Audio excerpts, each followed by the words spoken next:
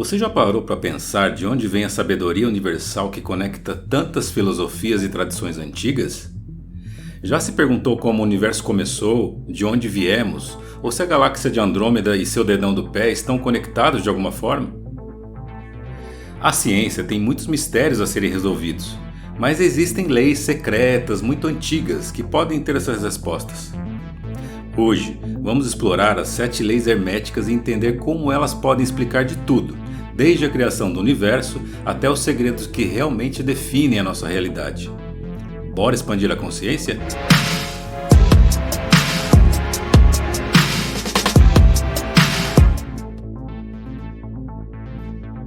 O hermetismo é uma tradição filosófica e esotérica que remonta ao Egito Antigo, mas foi desenvolvida e difundida mais amplamente no período helenístico, quando a cultura grega e a egípcia se misturaram, especialmente na cidade de Alexandria. A partir dessa mistura, as ideias herméticas se desenvolveram, sendo influenciadas pelo platonismo, estoicismo e tantas outras correntes filosóficas gregas. O hermetismo é tradicionalmente atribuído a uma figura mítica chamada Hermes Trismegisto, que seria uma fusão entre o deus grego Hermes e o deus egípcio Thoth.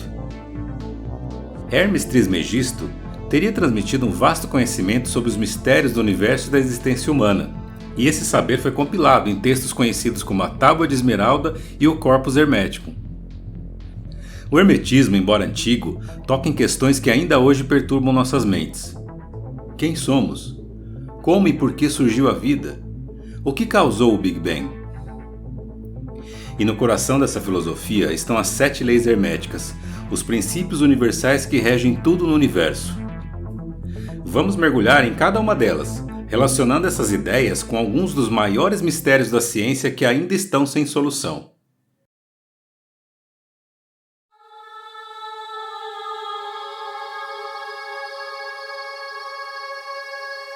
Aqui o hermetismo nos diz que desde as estrelas mais distantes até nossos pensamentos, tudo o que existe é no fundo algo mental. A realidade é essencialmente uma grande projeção da mente universal. E vejam só, essa visão não está distante de teorias modernas como o biocentrismo, proposto pelo cientista Robert Lanza. Essa teoria sugere que a consciência não é apenas um subproduto do universo, mas que a própria existência do universo depende da consciência para ser percebida. Em outras palavras, a realidade só existe porque há seres conscientes para observá-la. A física quântica parece apoiar essa ideia, mostrando que partículas subatômicas só se definem um estado quando são observadas, sugerindo que a realidade, em sua essência, pode ser maleável e dependente da nossa percepção, como se a existência precisasse ser calculada à medida que interagimos com ela. Isso lembra muito a ideia de que o universo é uma construção mental. Para o mentalismo, realidade e mente são inseparáveis. Logo, nossa busca pela compreensão da realidade pode ser, na verdade, uma busca por entender a própria consciência.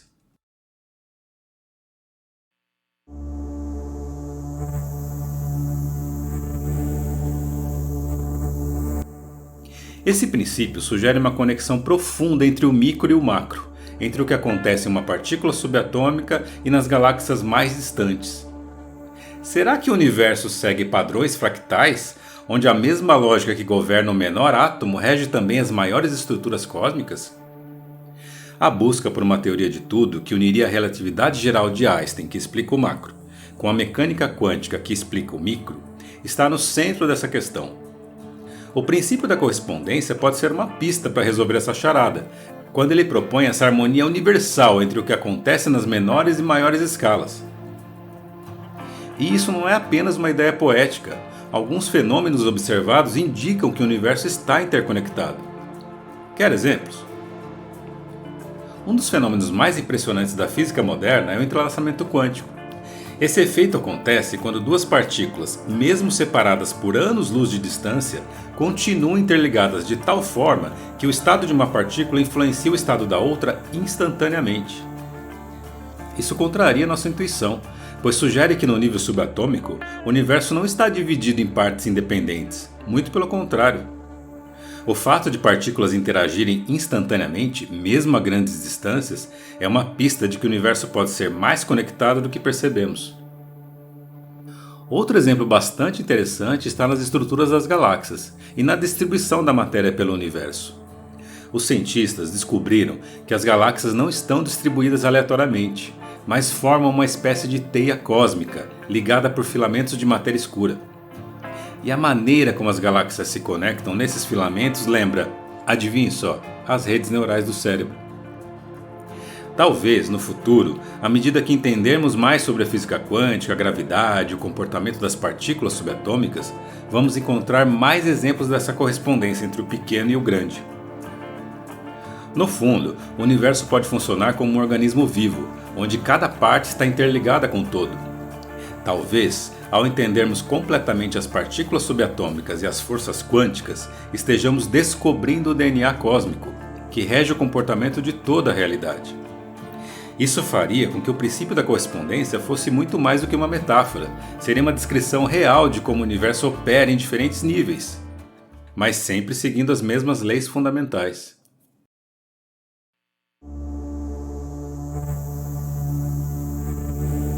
Tudo, absolutamente tudo no universo está em movimento constante. Apesar de muitas coisas ao nosso redor parecerem estar paradas, como uma cadeira ou uma montanha, por exemplo, em escalas microscópicas esses objetos, entre aspas, sólidos, estão vibrando.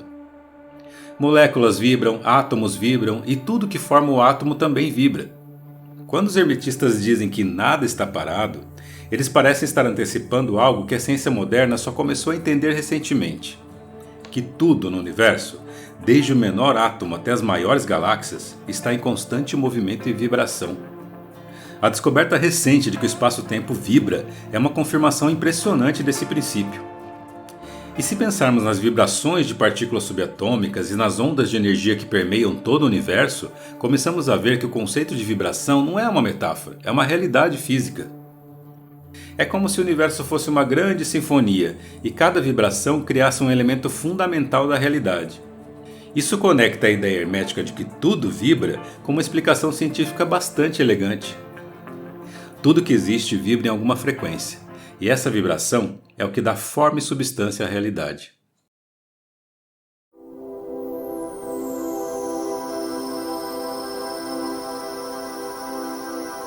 Luz e sombra, calor e frio, positivo e negativo, bem e mal. O princípio da polaridade nos ensina que tudo possui um oposto. E o mais importante, esses opostos são apenas extremos de uma mesma coisa, tipo Neo e Smith na saga Matrix. A física nos diz que para cada partícula de matéria existe uma outra partícula de antimatéria. Por exemplo, o pósitron é a partícula de antimatéria análoga ao elétron, mas com carga positiva. Quando partículas de matéria e antimatéria se encontram, elas se aniquilam, convertendo sua massa diretamente em uma quantidade descomunal de energia, do jeitinho que mostra a famosa equação de Einstein. Mas o que isso nos diz sobre a natureza do universo? Será que essa dualidade de matéria e antimatéria reflete o equilíbrio cósmico que o princípio da polaridade menciona? A existência de antimatéria levanta questões fascinantes sobre esse equilíbrio. Por que existe mais matéria do que antimatéria no universo? Se matéria e antimatéria foram criadas ao mesmo tempo, por que o universo não se anulou completamente após o Big Bang? Uma das teorias é que logo após o Big Bang, quase toda a matéria e antimatéria se aniquilaram sim, mutuamente. Havia uma assimetria pequena, mas crucial, que fez com que houvesse um pouquinho mais de matéria do que antimatéria no início do universo. E esse pouquinho de excesso de matéria sobreviveu e formou o universo que vemos hoje. Outra teoria é que o Big Bang também deu origem a outro universo feito de antimatéria, com quantidades ínfimas de matéria, exatamente o oposto do nosso.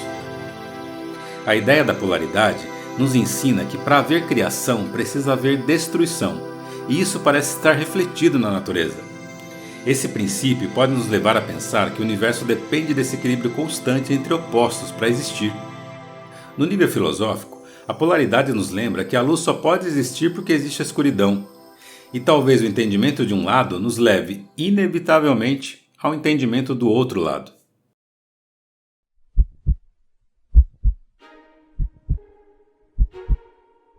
O hermetismo nos lembra que tudo tem um ritmo, uma oscilação constante entre altos e baixos, como as estações, as fases da lua, as marés e até os ritmos de crescimento e declínio das civilizações.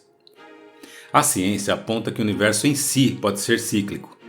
A teoria do universo pulsante do físico, matemático e filósofo Roger Penrose, conhecida como a cosmologia cíclica conforme, propõe uma visão muito interessante sobre o destino do universo e sua possibilidade de renascer após morrer.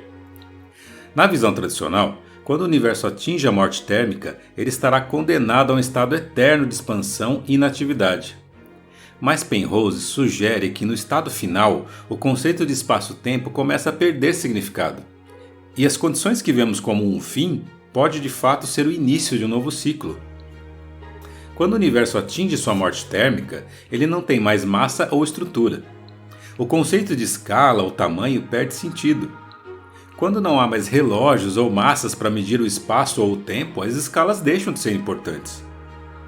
A noção de espaço-tempo, como entendemos, desaparece, e a distinção entre um universo morto e um Big Bang inicial se torna uma questão de perspectiva. Esse universo morto extremamente expandido e homogêneo torna-se indistinguível de um estado extremamente denso, como o universo era no momento do seu nascimento. Lembre-se que aqui as escalas e, portanto, o próprio conceito de densidade são relativos. A ideia de Penrose é que o fim de um universo seria o começo de outro, sem que seja necessário que haja uma contração física como nas antigas teorias de Big Crunch.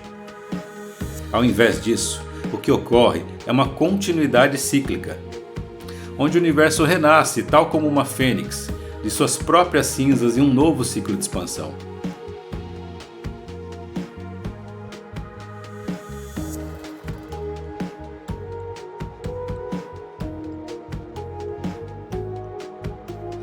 Esse princípio afirma que nada acontece por acaso. Tudo tem uma causa e gera um efeito, desde o que acontece no nosso dia a dia até os grandes eventos cósmicos. Mas se tudo tem uma causa, o que causou o início de tudo? Existe uma causa anterior ao Big Bang ou o próprio conceito de causa e efeito não se aplica antes do tempo começar, como dizem alguns físicos? Pera, então isso quer dizer que esse princípio é falho? A sabedoria milenar não se aplica ao Big Bang? Calma lá, podemos analisar essa questão considerando o princípio como verdadeiro e a partir daí analisar as hipóteses que sustentem essa ideia. Uma dessas hipóteses seria que o Big Bang foi causado pelo acúmulo de flutuações quânticas. Calma lá, não fuja, pequeno gafanhoto, fique aí. Flutuações quânticas são pequenas variações que acontecem no vazio do espaço. Mesmo onde parece não ter nada, partículas surgem e desaparecem rapidamente, como um borbulhar no nível microscópico. É um fenômeno natural da física quântica. O vazio nunca é completamente parado. Apesar de parecer vazio, o vácuo quântico está cheio de energia potencial, e essas flutuações quânticas são a manifestação disso, ou seja, o que causa as flutuações quânticas é a energia do vácuo que não é vácuo. Essas flutuações podem ter se acumulado até atingir um nível crítico de energia para disparar o Big Bang. Outra hipótese seria o conceito de multiverso. O nosso universo seria apenas um entre muitos. O Big Bang, em vez de ser o início absoluto do espaço-tempo, poderia ter sido causado por eventos que ocorreram em outro universo, ou mesmo por colisões entre diferentes universos em um multiverso maior, onde o princípio de causa e efeito ainda opera, mas em um nível que transcende o nosso espaço-tempo. Então, dessa maneira, o princípio de causa e efeito não seria desafiado pelo Big Bang, mas estendido para escalas cósmicas maiores e para o multiverso. Ufa, salvamos a sabedoria milenar. Ou será que ela nos salvou, trazendo hipóteses e soluções além do que a ciência atual consiga explicar?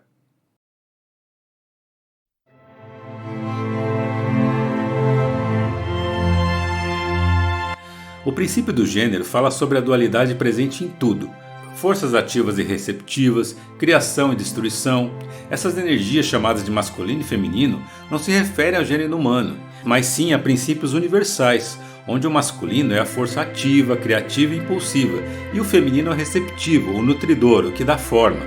Juntos, esses princípios criam, equilibram e transformam tudo no universo. Um ótimo exemplo disso é o princípio criativo da vida. O surgimento da vida ainda é um dos maiores mistérios da ciência, e o processo exato que transforma a matéria inerte em vida ainda é desconhecido. Existiria de fato, então, uma energia criativa no universo que transforma o caos em ordem e a matéria inanimada em vida? Mas espera aí, o surgimento da vida não soa como uma verdadeira afronta à entropia? A entropia afirma que o universo pouco a pouco caminha para o colapso, perdendo sua energia útil enquanto se expande, rumo a um destino final de desordem absoluta, a temida e inevitável morte. Poxa, então quer dizer que no fim de tudo é uma desordem universal? Estamos diante de outro princípio filosófico que falhou?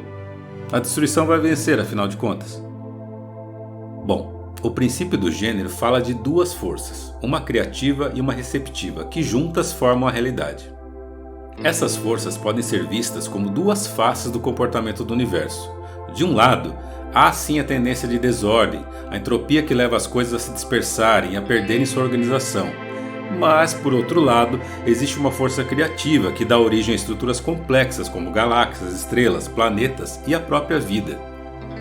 Então, a vida é um excelente exemplo de como o princípio de gênero se manifesta no universo.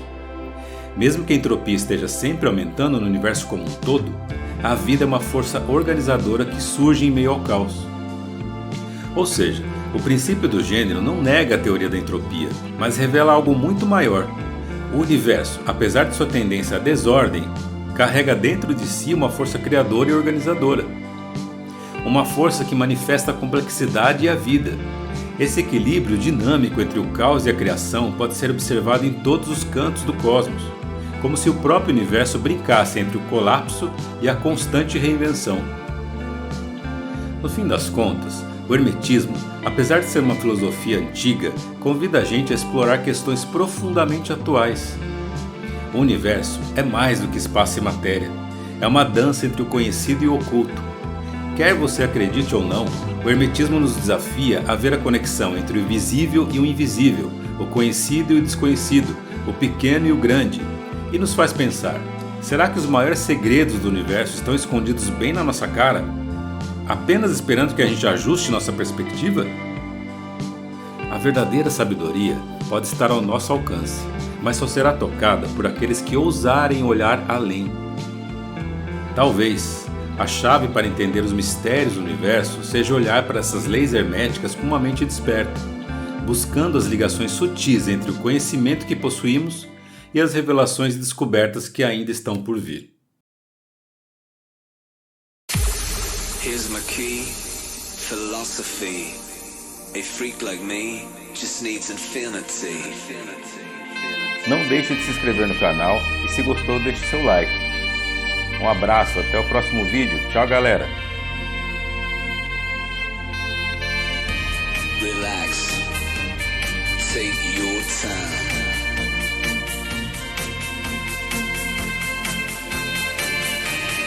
Take your time.